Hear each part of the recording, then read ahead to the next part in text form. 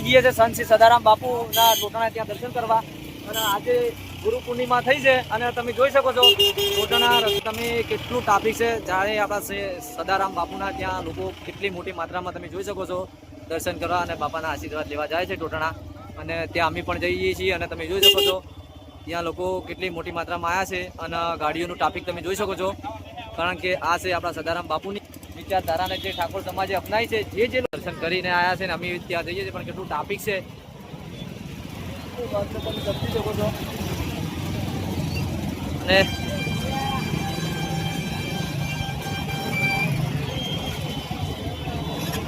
એટલે બહુ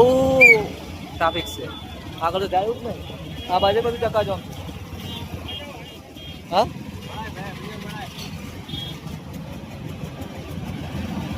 તો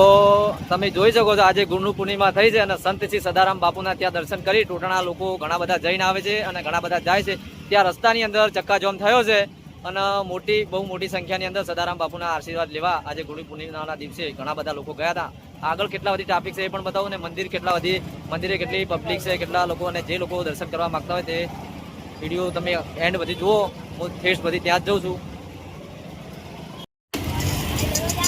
તો જય માતાજી મિત્રો હું આપનો ભરત ઠાકોર ને આજે ગુરુ પૂર્ણિમા થઈ છે તો અમે સંત શ્રી સદારામ બાપુના ત્યાં દર્શન કરવા જઈએ છીએ તો તમે જોઈ શકો છો ત્યાં સદારામ બાપુએ ત્યાં લોકો દર્શન કરવા જાય કેટલું ટ્રાફિક છે અને પાછળ પણ કેટલું ટ્રાફિક છે કારણ કે ભાવિ ભક્તો ત્યાં ટોટાણા ઘણી મોટી માત્રામાં જઈ રહ્યા છે અને હું તમને બતાવું કે ત્યાંની ટ્રાફિક છે કારણ કે આપણા કાટી તરફથી 201 રૂપિયા આવે છે 300 પાછા આપજો અને અમારા આ સંતો મહાપુરુષો મંચસ્વ માથે હોય અને આ મહાપુરુષો મંચસ્વ માથે હોય એમને પણ અમે વખાણ કરીએ છીએ કારણ કે બિરદાવા જેવા છે કારણ કે સ્ટેજ માથે બેહવું ને એ કોઈ જેવા તેવાનું કામ નથી મારા ભાવમાં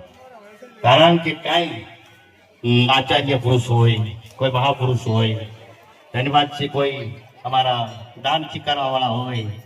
એમ અમારા ચતુર્જી ભગત વારંવાર મને સામે તાકે છે અને કાંઈક પ્રેરણા આપે છે ધન્યવાદ છે સમજણને કારણ કે પ્રસાદ કોઈ ના લીધો હોય લઈ લીધો અને પ્રસાદમાં કોઈ બાકી રહેતા નહીં ચા પાણી ચાલુ છે અને આવ્યા છો એવી રીતે સુખ શાંતિથી તમે જજો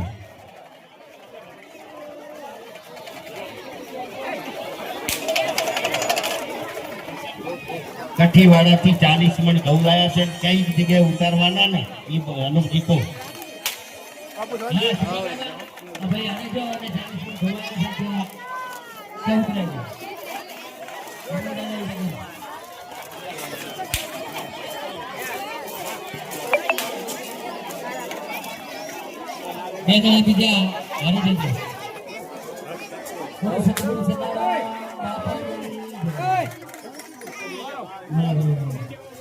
તો મિત્રો ભરત ઠાકોર ને આજે ગુરુ પૂર્ણિમા થઈ હતી